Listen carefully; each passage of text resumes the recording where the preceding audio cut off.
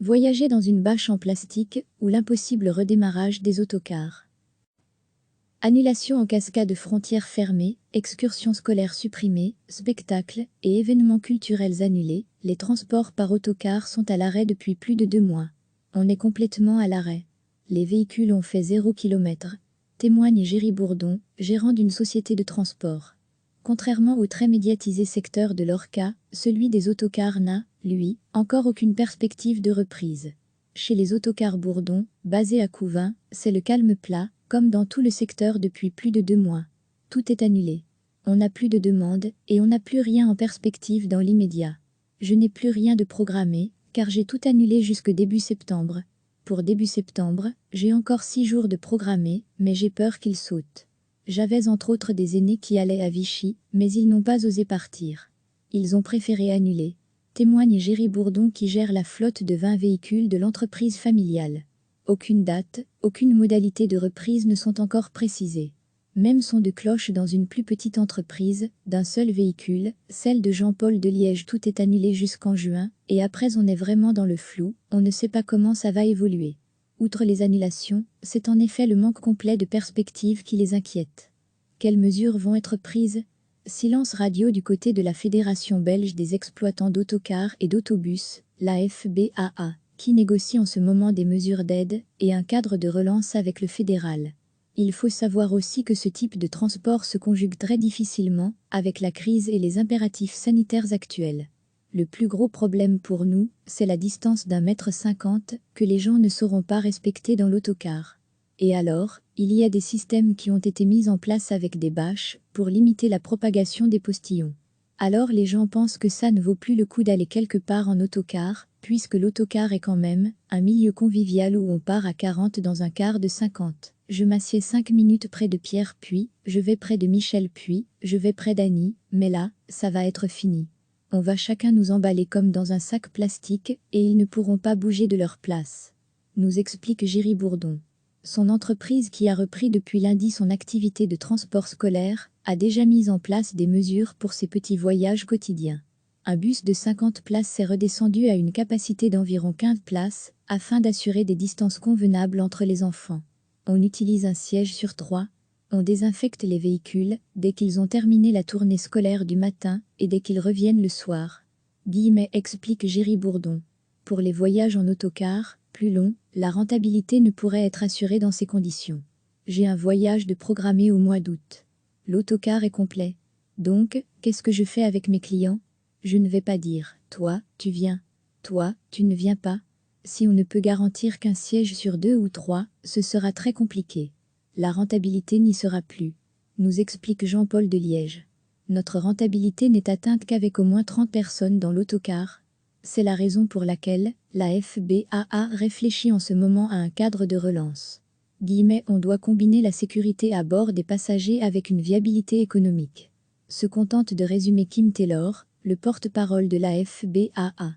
Un dialogue est également en cours entre la fédération et le gouvernement afin de résoudre au mieux cette complexe et coûteuse équation. Des entreprises bénéficient de reports de crédit de 6 mois de la part des banques. Les assureurs ont accepté également des suspensions de primes. Mais, après ces 6 mois, de mars à septembre, c'est une période porteuse, habituellement, chez nous.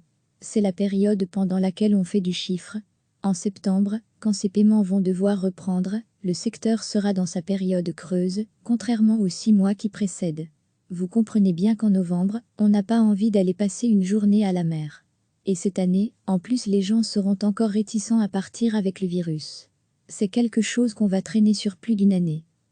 S'inquiète Géry Bourdon. La pandémie en septembre sera encore dans tous les esprits. La demande risque de reprendre lentement. Beaucoup d'entreprises craignent fortement pour leur survie. C'est la raison pour laquelle la FBAA se bat sur tous les fronts. Une manifestation manifestation, des courriers au ministre, pour solliciter une aide. Kim Taylor, son porte-parole, le répète. On veut des garanties de survie pour notre secteur.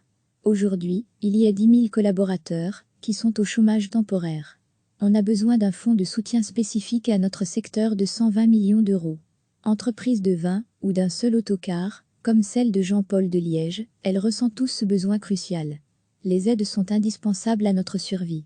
Moi, je n'ai qu'un quart à payer, mais j'ai des confrères qui se retrouvent avec 5, 6 quarts à payer et là, ça va encore être pire. En plus, j'ai la chance que ma femme travaille à l'hôpital, ce qui met un peu du beurre dans les épinards, si on n'avait que l'autocar pour vivre, se console Jean-Paul de Liège.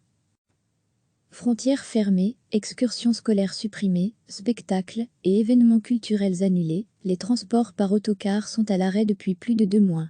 On est complètement à l'arrêt. Les véhicules ont fait 0 km, témoigne Géry Bourdon, gérant d'une société de transport. Contrairement au très médiatisé secteur de l'Orca, celui des autocars n'a, lui, encore aucune perspective de reprise. Annulation en cascade chez les autocars Bourdon, basés à Couvin, c'est le calme plat, comme dans tout le secteur depuis plus de 2 mois. Tout est annulé. On n'a plus de demande et on n'a plus rien en perspective dans l'immédiat. Je n'ai plus rien de programmé, car j'ai tout annulé jusque début septembre. Pour début septembre, j'ai encore 6 jours de programmé, mais j'ai peur qu'ils sautent. J'avais entre autres des aînés qui allaient à Vichy, mais ils n'ont pas osé partir. Ils ont préféré annuler. Témoigne Géry Bourdon qui gère la flotte de 20 véhicules de l'entreprise familiale. Aucune date, aucune modalité de reprise ne sont encore précisées. Même son de cloche dans une plus petite entreprise, d'un seul véhicule, celle de Jean-Paul de Liège, tout est annulé jusqu'en juin, et après on est vraiment dans le flou, on ne sait pas comment ça va évoluer. Outre les annulations, c'est en effet le manque complet de perspectives qui les inquiète.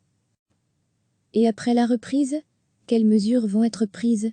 Silence radio du côté de la Fédération belge des exploitants d'autocars et d'autobus, la FBAA, qui négocie en ce moment des mesures d'aide et un cadre de relance avec le fédéral. Il faut savoir aussi que ce type de transport se conjugue très difficilement avec la crise et les impératifs sanitaires actuels. Le plus gros problème pour nous, c'est la distance d'1,50 m que les gens ne sauront pas respecter dans l'autocar. Et alors, il y a des systèmes qui ont été mis en place avec des bâches pour limiter la propagation des postillons. Alors les gens pensent que ça ne vaut plus le coup d'aller quelque part en autocar, puisque l'autocar est quand même un milieu convivial où on part à 40 dans un quart de 50. Je m'assieds 5 minutes près de Pierre puis, je vais près de Michel puis, je vais près d'Annie, mais là, ça va être fini. On va chacun nous emballer comme dans un sac plastique et ils ne pourront pas bouger de leur place. Nous explique Géry Bourdon. Son entreprise qui a repris depuis lundi son activité de transport scolaire a déjà mis en place des mesures pour ses petits voyages quotidiens. Un bus de 50 places s'est redescendu à une capacité d'environ 15 places afin d'assurer des distances convenables entre les enfants. On utilise un siège sur 3. On désinfecte les véhicules dès qu'ils ont terminé la tournée scolaire du matin et dès qu'ils reviennent le soir. Explique Géry Bourdon. Pour les voyages en autocar, plus longs, la rentabilité ne pourrait être assurée dans ces conditions. J'ai un voyage de programmé au mois d'août. L'autocar est complet. Donc, qu'est-ce que je fais avec mes clients ? Je ne vais pas dire « toi, tu viens »,« toi, tu ne viens pas ». Si on ne peut garantir qu'un siège sur 2 ou 3, ce sera très compliqué. La rentabilité n'y sera plus, nous explique Jean-Paul de Liège. Notre rentabilité n'est atteinte qu'avec au moins 30 personnes dans l'autocar. C'est la raison pour laquelle la FBAA réfléchit en ce moment à un cadre de relance. On doit combiner la sécurité à bord des passagers avec une viabilité économique. Se contente de résumer Kim Taylor, le porte-parole de la FBAA. Un dialogue est également en cours entre la fédération et le gouvernement afin de résoudre au mieux cette complexe et coûteuse équation. Des aides substantielles où l'hécatombe des entreprises bénéficie de reports de crédit de 6 mois de la part des banques. Les assureurs ont accepté également des suspensions de primes. Mais, après ces 6 mois, de mars à septembre, c'est une période porteuse, habituellement, chez nous. C'est la période pendant laquelle on fait du chiffre. En septembre, quand ces paiements vont devoir reprendre, le secteur sera dans sa période creuse, contrairement aux 6 mois qui précèdent. Vous comprenez bien qu'en novembre, on n'a pas envie d'aller passer une journée à la mer. Et cette année, en plus les gens seront encore réticents à partir avec le virus. C'est quelque chose qu'on va traîner sur plus d'une année. S'inquiète Géry Bourdon. La pandémie en septembre sera encore dans tous les esprits. La demande risque de reprendre lentement. Beaucoup d'entreprises craignent fortement pour leur survie.